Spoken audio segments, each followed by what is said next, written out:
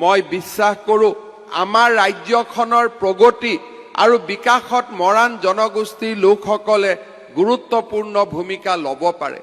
আমি সদায় মনত ৰখা উচিত যে বৰ্তমান অসমক আটাইতকৈ যদি প্ৰয়োজন সেয়া প্ৰয়োজন হৈছে শান্তিৰ প্ৰয়োজন। যোৱা 3টা দশক ধৰি আমাৰ ৰাজ্যখনে বহুত ঘাত প্ৰতিঘাত আৰু তেজৰঙা ইতিহাস দেখিলে। ভাৰতৰ বহু ৰাজ্যৰ তুলনাত সম্ভাৱনাৰে পৰিপূৰ্ণ হৈ থকাৰ পিছতো আমি পিছুৱাই গলো। শিক্ষা সংস্কৃতি বিকাশৰ ক্ষেত্ৰত আমি যিমান পদক্ষেপ ল'ব লাগিছিল তাতকৈ আমি বহুত পিছুৱাই গলো। আজি অসমৰ মৰাণ জনগোষ্ঠীৰ পিছত অহা আনকি সেইদিনাখন বাংলাদেশৰ পৰা অহা পমুৱা মুছলমানসকলেও আজি শিক্ষা সংস্কৃতিৰ দিশত বিশালভাৱে আগুৱাই যোৱা আমি দেখিবলৈ পাইছোঁ। 1500টা মেডিকেল সিটৰ ভিতৰত 150টাতকৈ অধিক মেডিকেল সিট প্ৰতি বছৰে মেধাৰ ভিত্তিত পমুৱা মুছলমানসকলে লাভ কৰাটোৱে এটা কথাকে বুজায় যে আন্দোলন বিবৰ্জিত পৰিৱেশত সমাজৰ উত্তৰণ হয়। যি সমাজত সদায়ে এটা আন্দোলন মানসিকতা থাকে, যি সমাজত সদায়ে নিজকে সদায়ে আমি অনুভৱ কৰোঁ যে আমাক কোনোবাই শোষণ কৰিছে, আমি কোনোবা আমি শোষণৰ বস্তু হৈ পৰিছোঁ, সেই সমাজে কেতিয়াও উত্তৰণৰ পথ নেদেখে।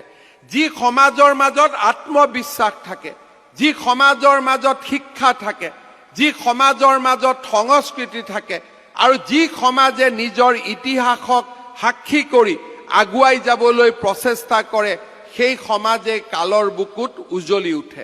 সেইবাবে আজি এই সুন্দৰ মৰাণ লোকসকলৰ সভাত মই মৰাণ জনগোষ্ঠীৰ লোকসকলক শিক্ষা সংস্কৃতি কলা সংস্কৃতি আৰু খেলাৰ এটা নতুন পৰিৱেশ, ক্ৰীড়াৰ এটা নতুন পৰিৱেশ সৃষ্টি কৰাৰ বাবে নিজকে উৎসৰ্গা কৰিবলৈ আহ্বান জনাম। আমাৰ অসমৰ পৰিৱৰ্তন হৈছে। আগৰ অসমৰ পৰিৱৰ্তে আজি আমি শান্তিৰ অসমত খোজ ৰাখিছোঁ। সম্ভাৱনাৰে পৰিপূৰ্ণ আমি এটা নতুন সোণোৱালী ভৱিষ্যত দেখিছোঁ। মই বিশ্বাস কৰোঁ সেই সোণোৱালী ভৱিষ্যতৰ যি আমি ৰূপকথা আজি অসমত নিৰ্মাণ কৰিব খুজিছোঁ, তাত মৰাণ জনগোষ্ঠীৰ লোকসকলেও আমাক সহযোগিতা আগবঢ়াব। বিগত সময়ছোৱাত মৰাণ লোকসকলৰ বিভিন্ন সমস্যা সমাধান কৰাৰ ক্ষেত্ৰত আমি নিশ্চিত পদক্ষেপ লৈছিলোঁ। চিকিৎসা মহাবিদ্যালয়, ইঞ্জিনিয়াৰিং কলেজ, আমাৰ নাৰ্ছিং এডুকেশ্যন আদি বিভিন্ন কৃষি বিশ্ববিদ্যালয় আদিত মৰাণ লোকসকলৰ বাবে আমি বিভিন্ন আসন সংৰক্ষণ কৰাৰ পিছত এইবাৰ মৰাণ লোকসকলৰ বাবে ACS আৰু DSP পদতো আমি আসন সংৰক্ষণ কৰাৰ বাবে সিদ্ধান্ত লৈছোঁ। লোকসেৱা আয়োগৰ পৰীক্ষাৰ মাজেৰে অহা বছৰ মৰাণ জনগোষ্ঠীৰ পৰা আমি মেজিষ্ট্ৰেট দেখা পাম, আমি DSP দেখা পাম।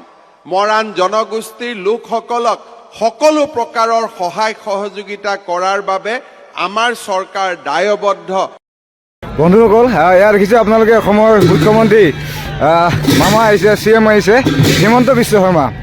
এয়া আপোনালোকে দেখিবলৈ পাইছে আমাৰ মৰাণ মহোৎসৱস্থলীত অসমৰ মুখ্যমন্ত্ৰী হিমন্ত বিশ্ব শৰ্মা।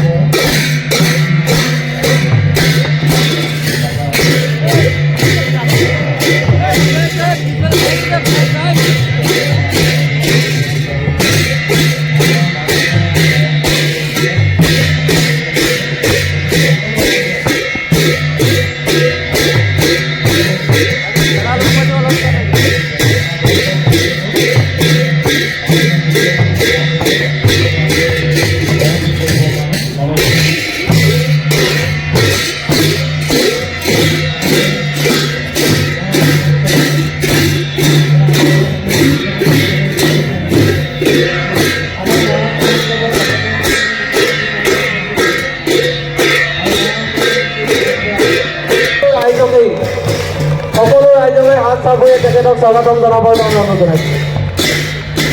আৰু এতিয়া আমি অসমৰ মাননীয় মুখ্যমন্ত্ৰী মহোদয়ক মৰাণ মহোৎসৱৰ এই সমন্বয়স্থলীত মৰাণ জনজাতি আটাইকেইটা সংগঠনৰ হৈ মৰাণ জনজাতি ৰাইজ হৈ আমি আটাইকেইটা সংগঠনে সমবেদনা জ্ঞাপন কৰিব বিচাৰিছোঁ।